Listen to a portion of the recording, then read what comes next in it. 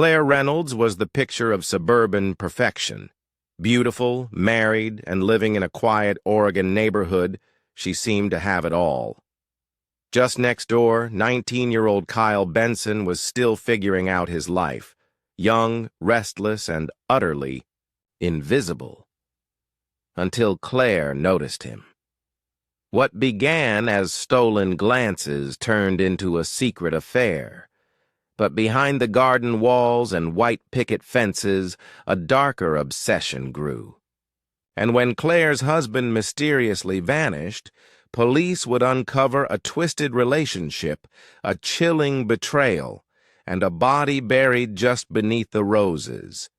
This is the story of a stepmom, a teenage neighbor, and a love that turned into murder.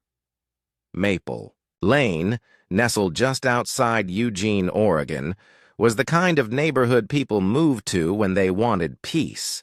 The homes were modest but well kept, the lawns neatly trimmed, and the streets rarely saw any real crime. Kids rode their bikes till sunset, and barbecues were held every few weeks. It was, by all appearances, the American suburban dream.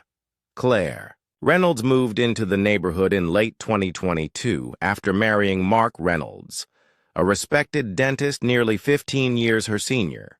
She was striking, tall, blonde, athletic, and worked as a personal trainer at a private gym downtown. Locals described her as friendly but somewhat guarded.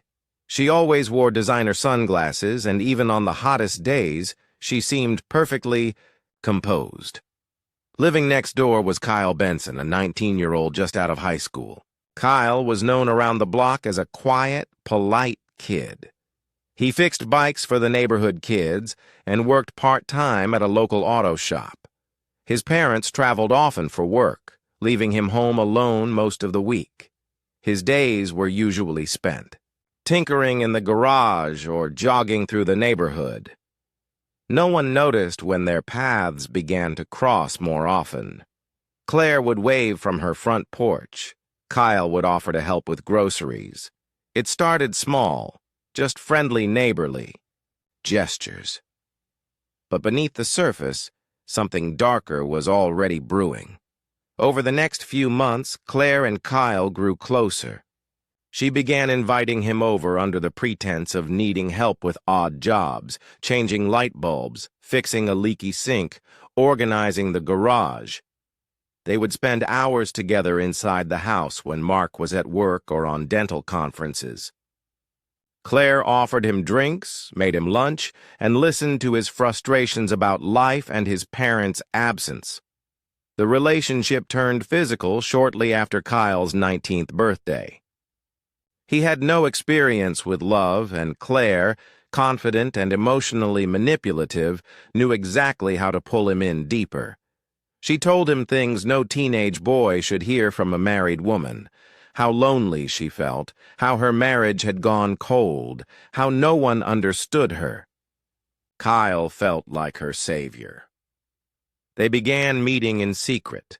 Claire would sneak into Kyle's house late at night through his backyard. During the day, they exchanged hidden messages and even set up a burner phone to avoid suspicion. Claire became obsessed with the thrill. Her workouts intensified, her eyes sparkled differently, and she began dressing more provocatively even around the neighborhood. But secrets have a way of leaking. One night, while attempting to send a flirty message to Kyle, Claire accidentally texted her husband. It was cryptic, but suggestive enough to raise alarms. Mark became suspicious. He confronted Claire, but she dismissed it as a mistake. Still, things in the Reynolds household changed after that. Arguments behind closed doors, slammed doors, tension in the air. No one knew it then, but that misfired text was the first domino to fall. Mark didn't go to work one Monday morning, nor the next. When his dental office remained closed for the third day in a row, patients began to call. Claire told anyone who asked that Mark had taken an impromptu vacation after a stressful year. She said he needed time to think and was staying. with an old college friend in Seattle, but behind closed doors, Claire was unraveling. The pressure of keeping the secret and controlling Kyle was wearing her thin. She became more possessive, demanding that Kyle avoid girls his age, stop talking to his friends, and see only her. Kyle, once flattered, now felt overwhelmed. He tried, pulling away, but Claire threatened to expose him, to ruin him. She reminded him that no one would believe a teenage boy over a respected adult woman. Then came the confession. One night, Claire told Kyle she had fought with Mark, and that things had gotten physical. She claimed Mark had hit her. She said she was scared for her life. Whether it was true or a calculated lie, Kyle believed her. She told him she needed his help, just for one night, to protect her in case Mark returned. A week later, Mark Reynolds was officially reported missing. His car was still in the garage, his phone was off, his bank account hadn't been touched. Neighbors began whispering, and Kyle stopped leaving his house. Police knocked on Claire's door.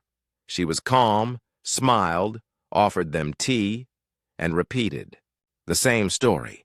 Her husband needed time alone, but detectives noticed something odd. A section of the backyard that had recently been dug up and replanted. When asked about it, Claire said she was starting a new garden. It was a garden that grew over death.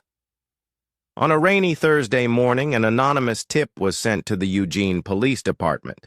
It simply read, "Check the garden." The message was traced to a library computer 2 towns over. The tone was chillingly calm. Police obtained a warrant and returned to the Reynolds property with cadaver dogs. Within minutes, the dogs alerted near the garden patch. Investigators began to dig. Just 3 feet below the surface, wrapped in a tarp and bound with duct tape, was the decomposing body of Mark Reynolds. He had been struck twice in the back of the head with a blunt object, likely a wrench. Claire was arrested immediately.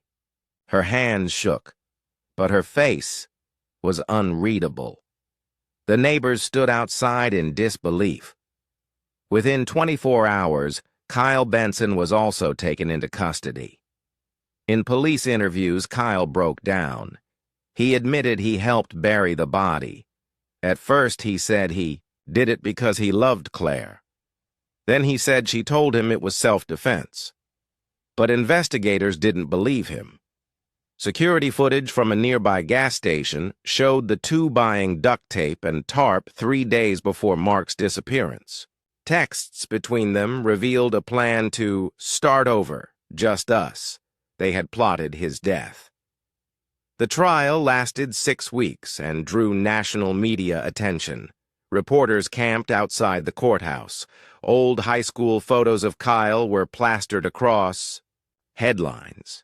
Tabloids painted Claire as a manipulative seductress, while others called Kyle a naive accomplice. Prosecutors argued that Claire had orchestrated the entire crime. They presented evidence of her long-term manipulation, financial motives, and search history that included topics like how to make a death look accidental and painless poisons. Kyle's internet activity mirrored hers, proof of his involvement. Claire's defense claimed she was a victim of domestic abuse, driven to desperation. They insisted the murder was unplanned, the burial panicked. Kyle's defense leaned on his age, inexperience, and emotional dependency on Claire. The jury didn't take long. Claire was found guilty of first-degree murder and sentenced to life without parole. Kyle was convicted of second-degree murder and sentenced to 18 years, with eligibility for parole after 12. After the trial, the beige house at the end of Maple Lane was boarded up. The garden, once freshly planted, grew wild and unkempt. Claire's name became taboo in the neighborhood. Kyle's parents quietly sold their home and moved out of state. Maple Lane would never be the same. What looked like love was obsession. What seemed like passion became manipulation, and what appeared to be just another quiet suburban marriage was a murder waiting to happen. Sometimes, the most dangerous affairs are the ones no one dares to believe are real, until it's too late. Subscribe for more twisted true crime stories every week.